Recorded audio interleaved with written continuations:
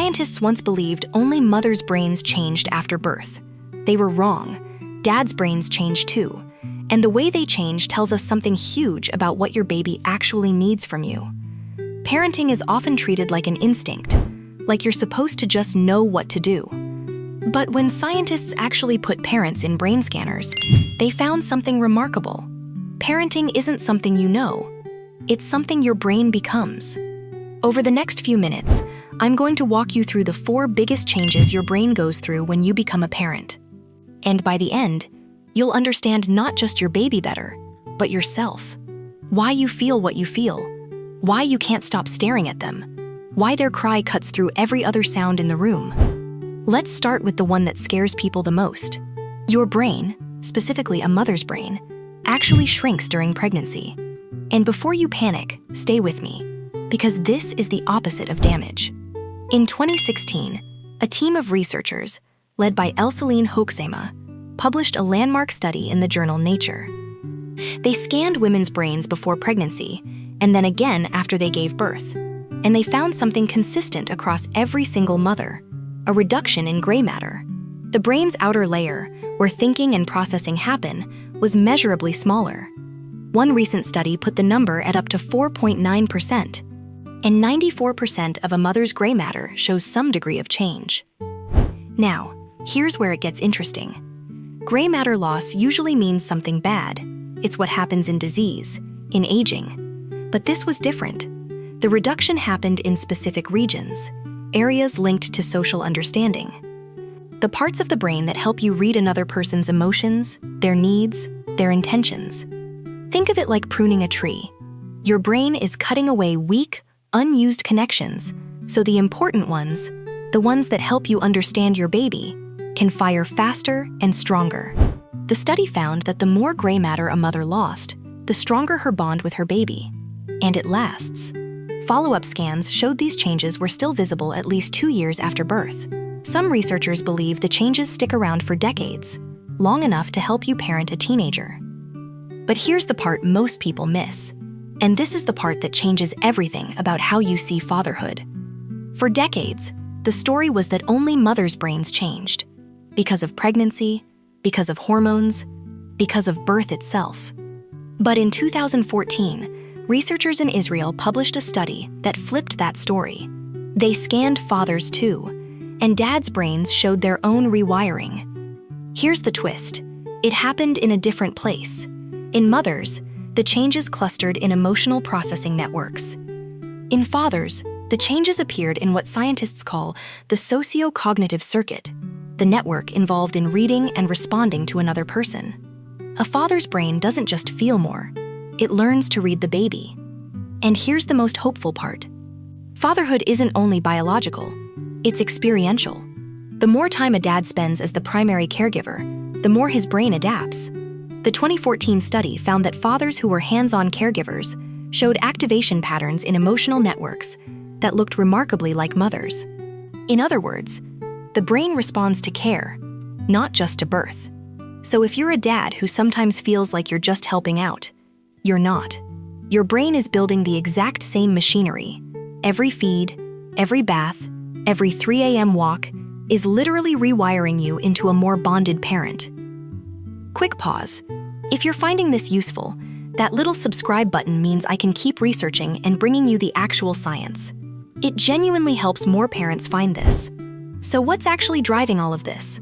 One molecule shows up in almost every study: oxytocin.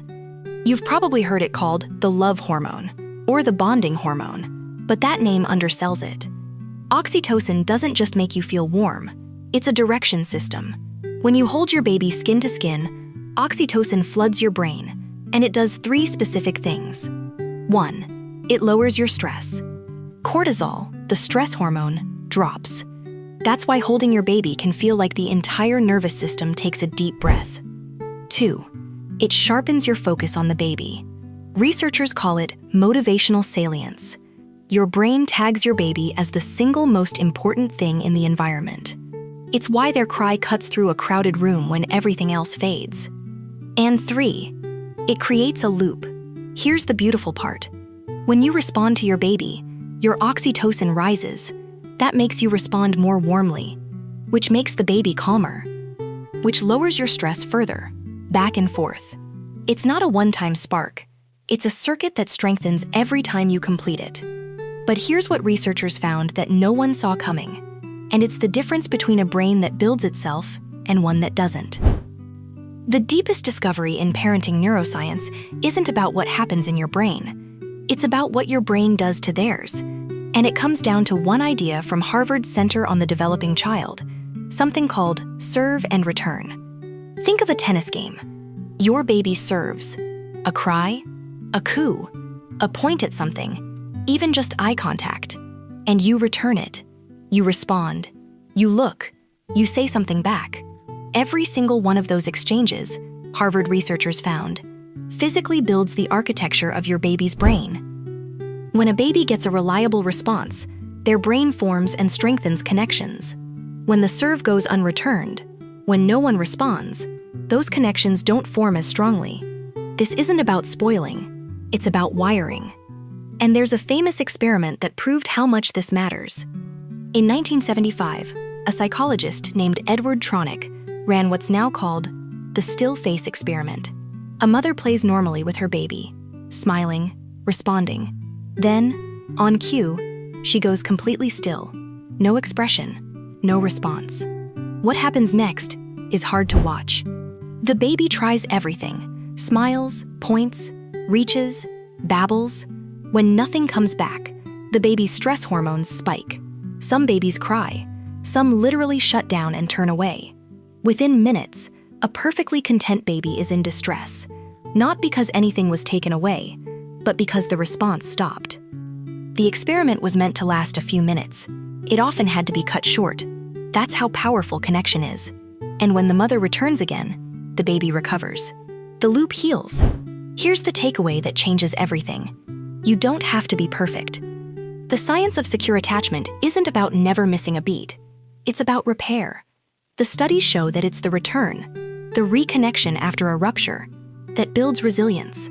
A parent who responds most of the time, warmly, is building a brain that can handle stress for the rest of that child's life.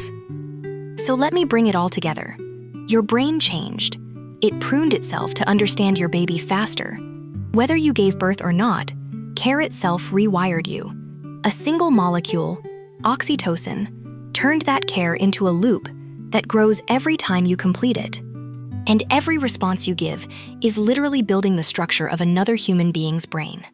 I know parenting can feel like 1,000 tiny invisible acts. A feed at 2 a.m., a diaper changed, a cry answered when you had nothing left. It can feel like you're just getting through the day. But here's what the science actually says.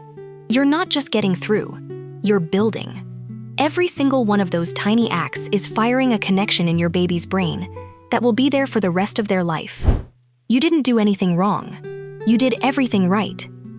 And your brain, the one that felt so tired, so stretched, was doing exactly what it was built to do, falling in love, one response at a time.